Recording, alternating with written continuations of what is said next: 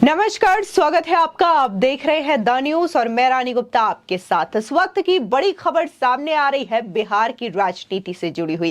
दरअसल बिहार में जल्द ही बड़ा खेला होने वाला है और जिससे जेडीयू में बड़ी फूट के आसार नजर आ रहे हैं। यह बयान दिया गया है उपेंद्र कुशवाहा के द्वारा।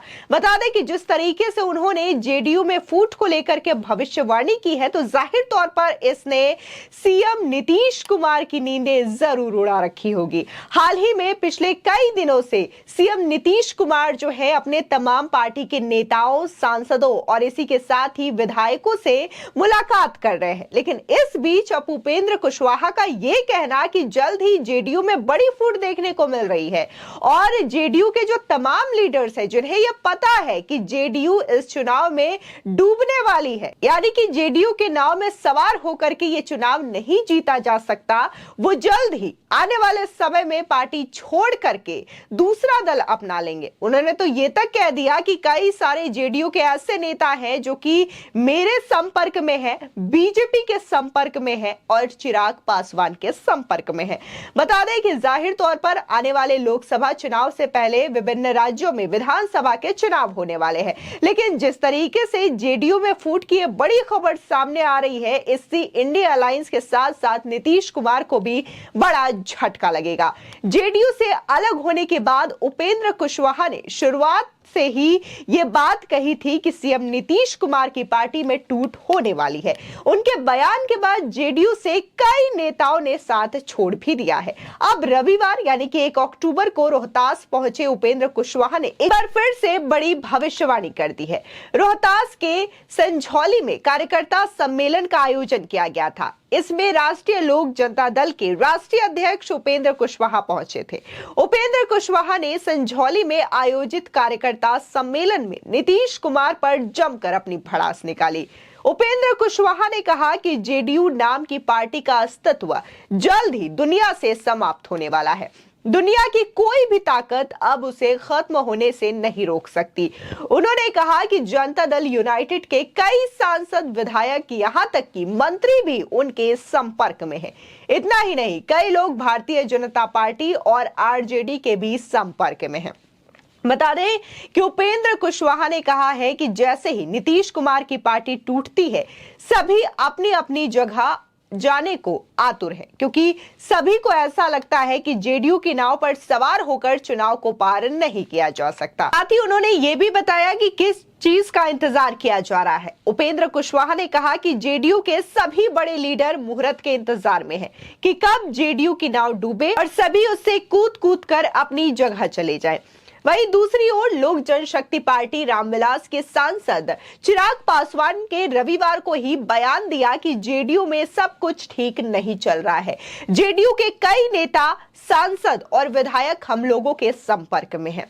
अब वो दिन दूर नहीं जब जेडीयू में एक बड़ी फूट देखने को मिलेगी। चिराग पासवान ने सवालिया लहजे में यह भी कहा कि जेडीयू का भविष्य आखिर क्या है। यह भी कहा कि जेडीयू खंड खंड हो जाएगी।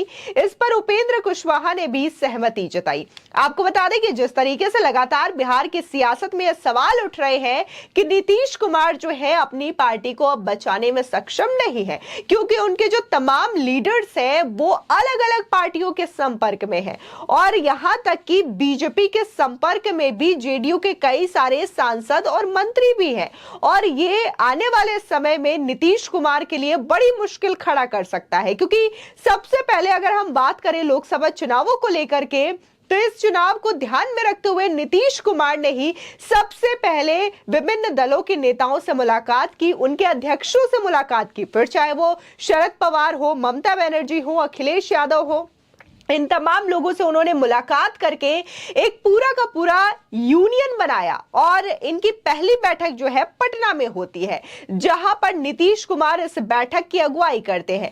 लेकिन यहां पर नीतीश कुमार तो राष्ट्रीय स्तर पर कई सारी पार्टियों को एक साथ लाने का काम कर रहे हैं ताकि वो लोकसभा चुनाव में मजबूती से खड़े हो सके। और कई लोगों का तो यह भी कहना है कि वो खुद को पीएम उम्मीदवार के दावेदार भी मानते हैं। लेकिन खुद अगर हम उनकी पार्टी यानी कि जेडीयू जेडीयू पार्टी की बात करें तो फिलहाल जेडीयू को संभालने में नीतीश कुमार सक्षम नहीं आ रहे हैं और यही वजह है कि उनके तमाम जो लीडर्स हैं इस वक्त बस जेडीयू से किसी भी तरीके से किनारा करना चाहते हैं और इस बात का खुलासा या यूं कहें कि भविष्यवाणी खुद बार बार उपेंद्र कुशवाहा कर रहे हैं, जो कि खुद कभी जेडीयू का हिस्सा हुआ करते थे और आज उन्होंने जेडीयू पार्टी छोड़ करके अपनी एक नई पार्टी बना रखी है।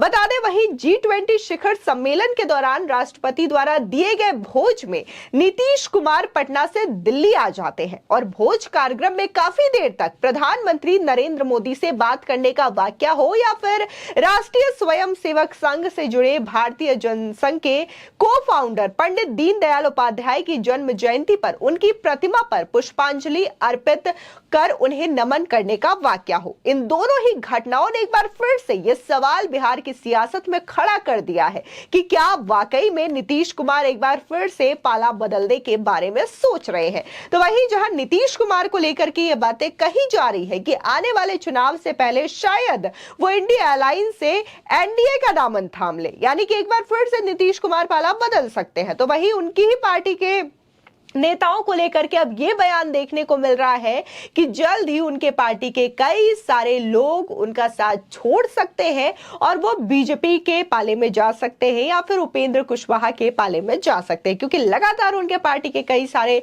नेता, सांसद, यहां तक कि मंत्री भी उनके संपर्क में है। तो जिस तरीके से आए दिन उपेंद्र कुशवाहा ये बयान दे रहे हैं तो उनका ये भी कहना है कि फूट तो होगी, बस इंतजार जो है वो मुहूर्त का किया जा रहा है, क्योंकि सबको पता है कि ये जो जेडीयू की नाव है जल्द ही डूबने वाली है और बस इसी घड़ी का इंतजार हो रहा है ताकि ये नाव डूबे और जल्द से जल्द इसके जो नेता है वो अपना पाला बदल ले।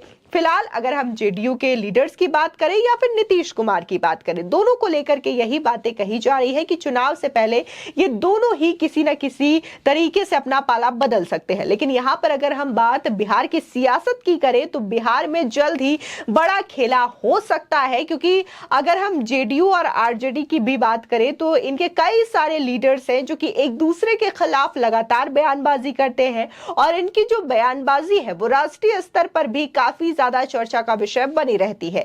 कई सारे लीडर्स को देखने को मिला है कि आरजेडी के लीडर जो है नीतीश कुमार के खिलाफ बोलते हैं और कभी जेडीयू के जो लीडर्स हैं वो तेजस्वी और लालू के खिलाफ बोलते हैं। यही नहीं, अगर हम इंडिया अलायंस की भी बात करें तो इंडिया अलायंस में भी कई सारे ऐसे पार्टियों के नेता हैं जिनकी आपस में ही नहीं बनती है, फिर चाहे वो आम आदमी पार्टी हो, कांग्रेस पार्टी हो। इनकी पंजाब और दिल्ली यूनिट में एक दूसरे के नेताओं की जो बयानबाजी है, जो कार्रवाई है, वो लगातार एक दूसरी पार्टी के खिलाफ देखने को मिलती है। इसी के साथ ही अगर हम पश्चिम बंगाल में नजर डालें तो यहां पर भी टीएमसी, सीपीआईएम और कांग्रेस जो है आपस में भिड़ती हुई नजर आती है। ऐसे में इंडिया अलायंस का हाल भी कुछ काफी ज्यादा अच्छा नहीं है, क्योंकि चुनाव से पहले ही ये आपस में पार्टियां भिड़ती हुई नजर आती है और ये दावा करती है कि ये 2024 के लोकसभा चुनाव में केंद्र में काबिज मोदी सरकार से भिड़ेगी और उन्हें सत्ता से बाहर कर देगी। लेकिन अगर हम खुद इनका ही नजरिया देखें, इनकी पार्टी की बात करें तो इनकी आपस में नहीं निभ पा रही है और जल्द ही बड़ी टूट की खबर सामने आ सकती है। फिलहाल इस खबर को लेकर के आपकी क्या राय है, हमारे कॉमेंट सेक्शन में जरूर बताएं। धन्यवाद।